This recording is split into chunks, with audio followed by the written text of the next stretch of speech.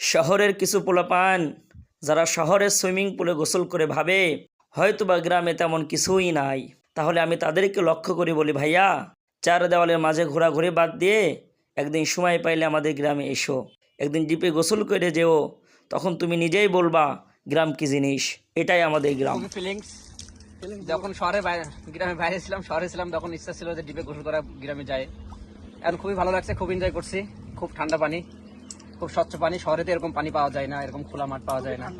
এই যে আমার মামাতো ভাই বেড়াতে আসছে গ্রামে। ভাইয়া আমি ঢাকাতে থাকি। হ্যাঁ, গ্রামে এসে খুবই ভালো লাগছে। বাইরের এলাকাতে এসেছি ফুফুদের বাসায়। পানিগুলা খুবই সুন্দর। ঢাকাতে সচরাচর এমন পানি পাওয়া যায় না। ডিপের পানি, হ্যাঁ, অনেক ঠান্ডা।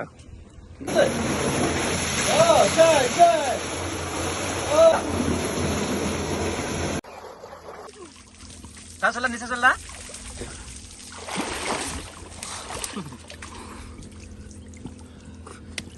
ওয়াও, ভাই এটা যায় সিঙ্গেল করে তুলি ভাই। পানি ভরে গিয়ে বলতে হবে। একদম নিচে চলে যাবে, একদম আগে ছবি দিলি একদম নিচে চলে।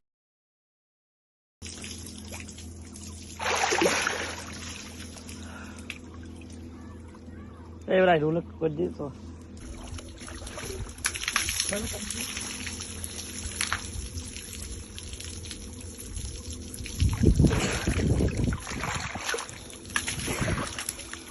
বন্ধুগণ, এখন দেখছেন আমার দুইটা বন্ধু ডিপে ডুব দেওয়া পাল্লা দেবে, কে কত ডুব দিতে পারে। ঈদের ছুটিতে গ্রামের বাড়িতে এসে এই যে ফাঁকা ময়দানে, মাঠের ভিতরে, গরমের ভিতরে, ডিপের ভিতরে গোসল করা এক অনন্য আনন্দ। এটা মৌখিক ভাষায় বোঝানো সম্ভব না। হ্যাঁ বে না, শুরু 1 2 3।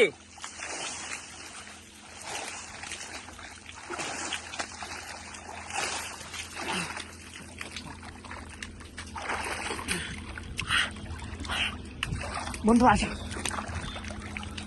হ্যাঁ হ্যাঁ, রুহুলের লুঙ্গি খুলে গেছে। লুঙ্গি খুলে গেছে, দেখা যাক লুঙ্গি নিচে কি আছে, ছেলে না মেয়ে এখনই পরীক্ষা হয়ে যাবে। জুম হচ্ছে ক্যামেরা। রুহুলের লুঙ্গি খুলে গেছে।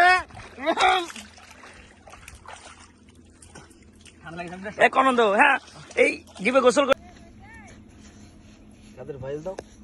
গ্রামের পরিবেশে ঠান্ডা পানি গোসল করা, একটা এনজয় নেওয়ার জন্য আমাদের কত কষ্ট। সমস্যা ধরবো, সমস্যা হচ্ছে।